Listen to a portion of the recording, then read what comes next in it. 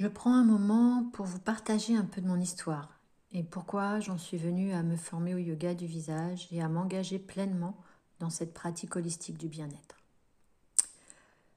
J'ai quitté la maison familiale très tôt, à 18 ans, et à 19 ans, je suis tombée enceinte. J'ai enchaîné 3 grossesses, ce qui évidemment a transformé mon corps et avec à chaque fois des épisiostomies et des postpartum. À l'époque, on ne me parlait pas de ces changements physiques, on s'attendait à ce que tout redevienne normal sans vraiment en discuter.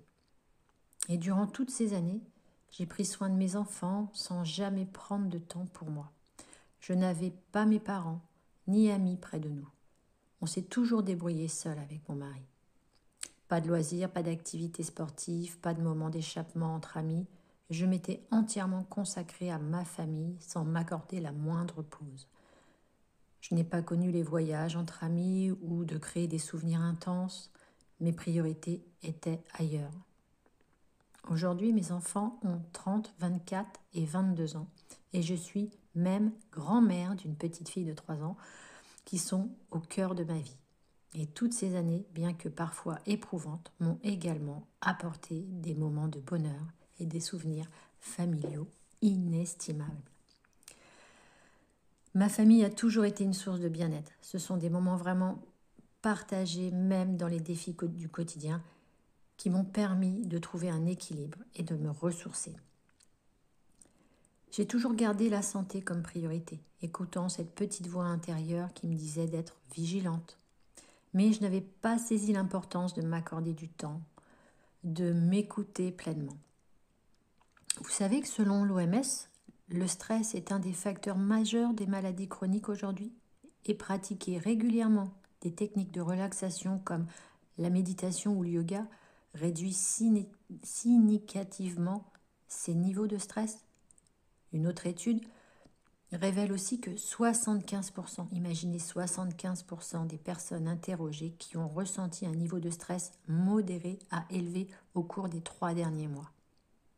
Une autre étude, réalisée en 2020 par YouGov, montre que 50% des adultes disent ne pas avoir suffisamment de temps pour prendre soin d'eux. C'est énorme.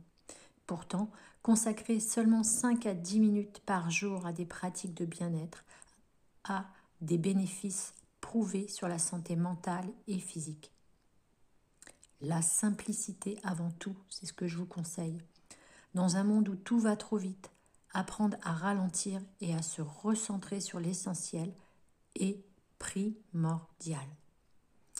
Et c'est à travers le yoga du visage que j'ai pris conscience de la simplicité de prendre soin de soi.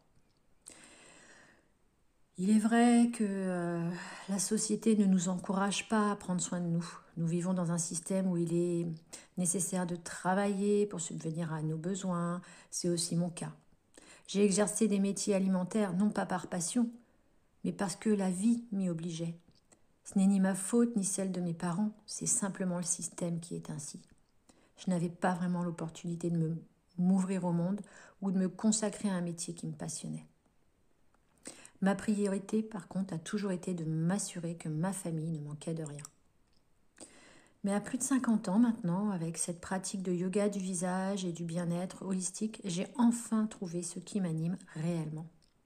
Et cette approche, à la fois simple et profonde, me permet de me reconnecter à moi-même, de prendre soin de mon corps, de mon esprit et de mon âme.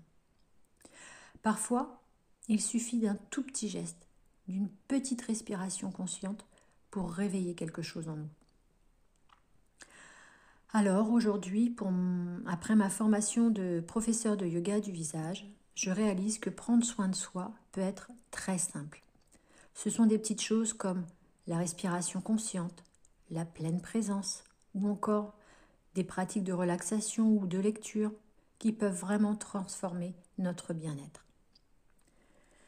Ce que j'aimerais transmettre ici, c'est cette simplicité.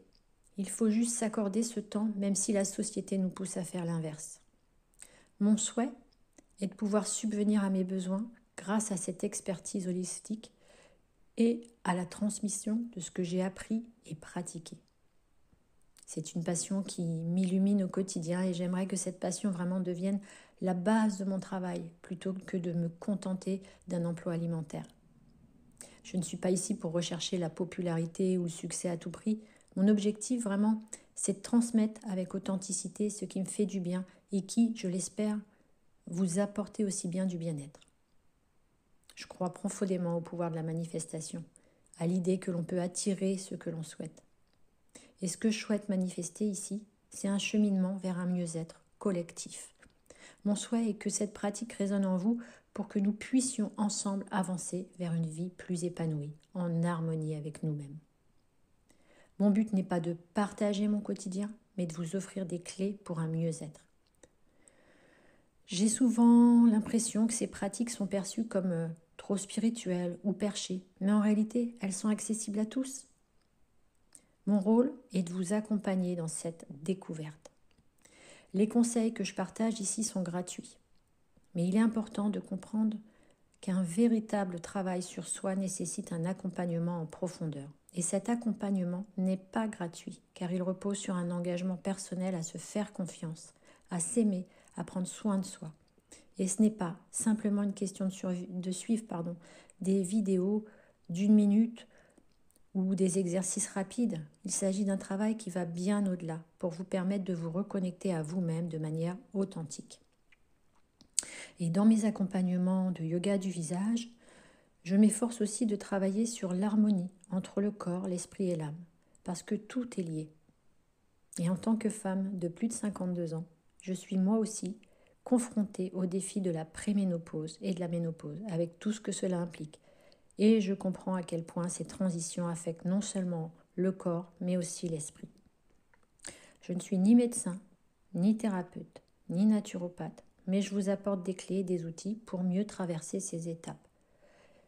Ces étapes et ces outils, je les ai testés, j'ai essayé et ça marche. Mon approche vous aidera à prendre soin de votre peau tout en vous reconnectant à vous-même, à votre bien-être et à votre santé mentale. Mon objectif est de rendre cette pratique accessible à tous.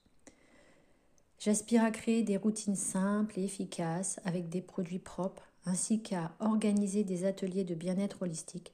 Et je souhaite aussi partager davantage sur mon blog afin de vous offrir toujours plus d'informations et d'éveiller votre conscience sur le bon produit et pratique à adopter. Vous pouvez prendre ce qui résonne en vous, selon vos besoins et vos envies. Voilà.